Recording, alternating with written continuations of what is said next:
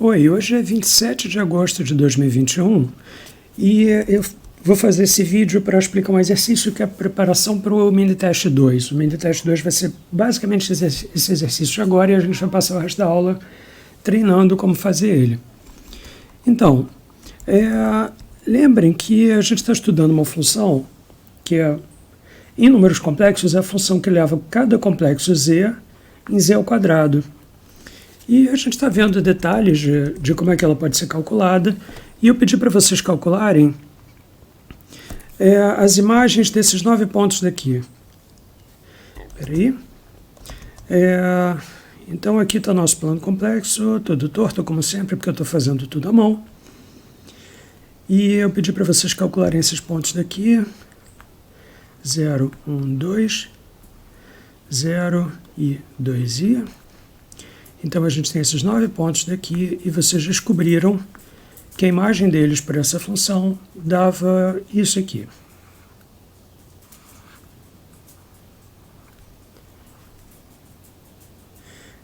Peraí. Então esses 3 pontos daqui vão nesses 3 pontos daqui. Esses 3 pontos daqui vão nesses 3 pontos aqui que estão na vertical. Esses 3 pontos aqui da vertical vão nesses pontos daqui. E aí os outros eu esqueci os valores exatos de cabeça, então vou desenhar eles em qualquer lugar, mas eu não estou lembrando de cabeça onde é que eles vão ficar. Digamos que eles fiquem aqui e aqui, tá? Então, vocês já conseguiram descobrir a imagem desses 9 pontos. E agora eu estou querendo que vocês descubram algumas coisas a mais para vocês conseguirem um desenho bem mais preciso. Reparem que nesse desenho do Needham aqui, ele não só levou todos esses pontos aqui na imagem, deixa eu desenhar um montão de pontinhos vermelhos aqui, e desenhar onde é que eles vão aqui. Aqui, se eu desenhar todos a mesma distância, quando eu olhar para cá, eles vão ficar cada vez mais espalhados. Então, não só ele desenhou esses pontos, como ele desenhou um monte de retangulinhos tortos no sentido de que dois lados deles são retos, mas dois outros lados são segmentos de círculo, segmentos de arco. E ele também desenhou esses T's daqui e mostrou que esse T daqui vai nesse T daqui. Mostrou na figura, né? E nesse ponto do livro as pessoas já sabiam olhar para essa figura e pensar, uau, é isso mesmo, e elas saberiam fazer as contas se precisassem. Então, eu estou querendo que vocês façam algo parecido, mas de um jeito em que as contas vão ser bem mais fáceis do que os exemplos do livro do Needham. Só que vocês vão ter que descobrir como otimizar as contas. Então, aqui eu vou dar uma dica de como vocês vão fazer. Nessas contas vocês vão usar as derivadas, e se vocês descobrirem as derivadas dessa função que leva cada z em z ao quadrado, que a gente está chamando de w, vocês vão ver que as contas ficam bem fáceis. Só que eu estou querendo também que vocês façam essas contas com valores aproximados. Eu vou pedir para vocês escolherem alfa e beta reais positivos bem pequenos. E deixa eu ver. A gente vai fazer o seguinte, para cada um dos nossos 9 pontos preferidos, quando a gente estiver estudando ele, a gente vai chamar ele de Z0 e a gente vai olhar 2 pontos próximos dele. O Z0 mais alfa, que está aqui, e o Z0 mais I beta, que está aqui. Eu estou escrevendo I beta porque beta é um número real e I beta é um imaginário puro. Então, e lembrem que beta é positivo, então I beta é um imaginário puro que vem para cá. Então I beta encarado como mais I beta quer dizer a gente ir para cima um pouquinho. E mais alfa, já que alfa é positivo, quer dizer a gente ir para a direita um pouquinho. E aí eu quero que vocês considerem esses 9 quadradinhos daqui. Em cada ponto desses vocês vão considerar um quadradinho. E eu quero que vocês descubram onde vão esses quadradinhos. Vou fazer um desenho pequenininho aqui do lado, dando a dica de onde é que vão 2 deles só.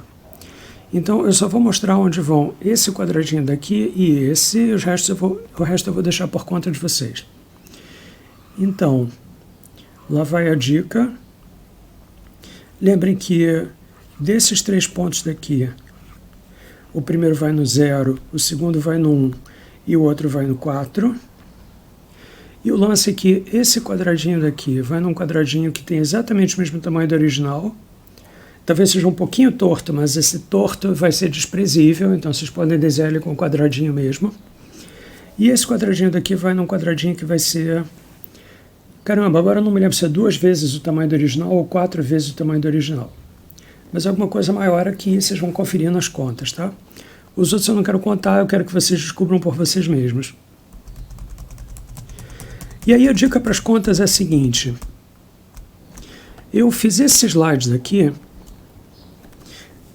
mostrando um jeito de fazer as contas. Como às vezes a gente vai querer calcular o que acontece em Z0 mais alfa, e às vezes a gente vai calcular em Z0 mais I beta, eu fiz essas contas para um caso mais geral, em que gama é um número complexo qualquer, bem pequeno, então ele pode ter uma parte real e uma parte imaginária. Então eu estou fazendo uma conta mais complicada de propósito. Essa conta daqui é só para dar dicas para vocês do que vocês podem fazer, tá? Então é só para vocês terem ideias. E vocês vão acabar descobrindo que vocês vão conseguir otimizar essa conta de vários jeitos. Então vamos seguir essa conta daqui. Se eu tentar calcular o que é W de... Lembrem que W0 é W de Z0.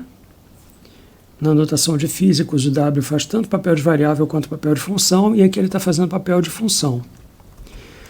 Então, W é W de Z0, e W1 é W de Z1, que é W de Z0 mais um deslocamento. E aí, ao invés de chamar esse deslocamento de ΔZ, eu vou chamar esse deslocamento de gama, onde o gama é essa coisa daqui. E eu vou fazer essas contas todas e mostrar onde é que essas contas vão simplificar. Alguns de vocês já estão pegando o truque, eu quero que vocês calculem um pouquinho, e quando vocês tiverem que fazer essa conta 9 vezes para 9 retangulinhos diferentes, vocês vão aprender a otimizar ela um pouco. Então, aqui eu vou trocar esse gama por alfa mais I beta. E aí lembra daquele truque que a gente está usando, de que a gente pode escrever cada número complexo ou como x mais i, y, e aí dá um ponto do plano complexo, ou como esse par daqui. Então a gente está trocando entre essas duas linguagens por um abuso de linguagem. A gente está fazendo isso da mesma forma que o Sylvanus Thompson faz um montão de coisas lá. Então a gente está se permitindo algumas coisas informais. E, mais uma coisa, eu não faço questão de ver as contas de vocês, eu só quero ver o desenho de vocês, eu vou julgar se o desenho de vocês está preciso o suficiente, tá? Então, façam as contas como vocês quiserem e provavelmente vocês vão querer refazer as contas e otimizar elas várias vezes, até encontrar algo que vocês consigam refazer 9 vezes com pouquíssimo esforço mental. Então, se esse Z0 daqui for encarado como x0 mais i, y0, que é o que eu estou fazendo desde vários slides atrás, eu posso fazer essa passagem daqui.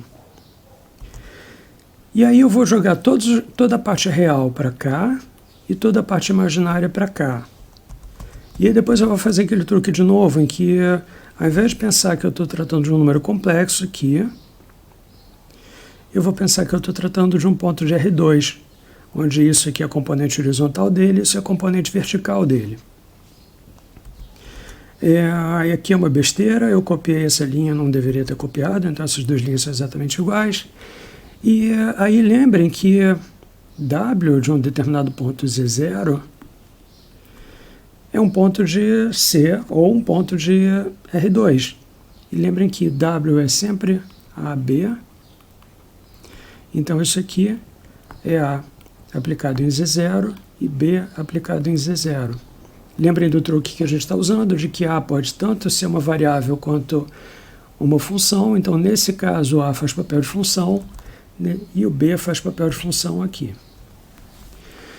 Então, eu estou transformando essa coisa daqui, cujo resultado é um complexo, em duas funções. que tem os mesmos argumentos, só que essa aqui retorna um número real, essa aqui também retorna um número real. E aí, aqui, eu vou fazer o mesmo truque, vou transformar isso aqui, que é um complexo. Caramba, meu C de complexo ficou horrível. Vou transformar isso num ponto de R2, só para as contas ficarem mais fáceis.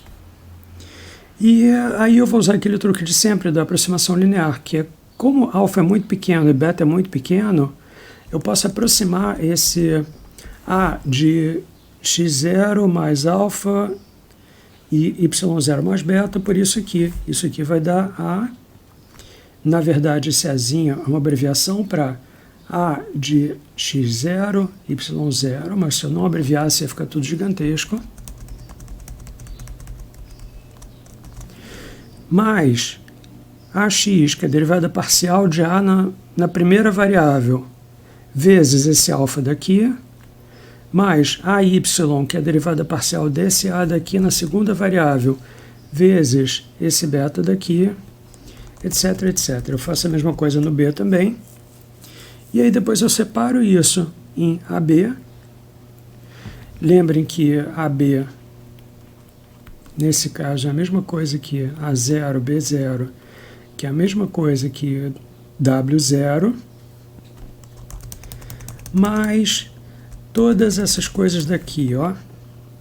E aí essas coisas daqui eu consigo escrever como uma matriz vezes um vetor. E essa matriz daqui, deixa eu apagar todas as minhas anotações, só um instante. Essa matriz daqui é a matriz jacobiana.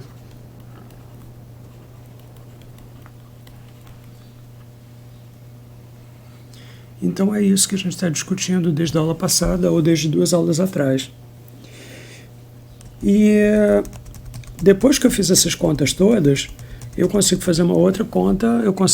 Lembrem que isso aqui é W0, eu posso passar isso para o outro lado, e aí eu consigo ver que a diferença entre o meu ponto original, entre o meu ponto novo, que visualmente é esse ponto daqui ou esse ponto daqui, e o meu ponto original, e lembrem que essa diferença vai ser ou esse vetor, dependendo do que eu estiver fazendo no momento, ou esse, né?